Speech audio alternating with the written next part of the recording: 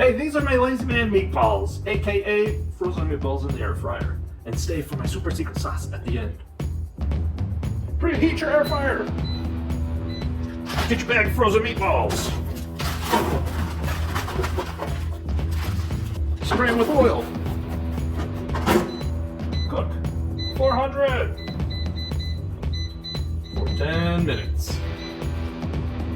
Halfway through, shake it. What's the super secret sauce? Barbecue sauce and mustard. Just a little bit of mustard. About a minute left. Take them out.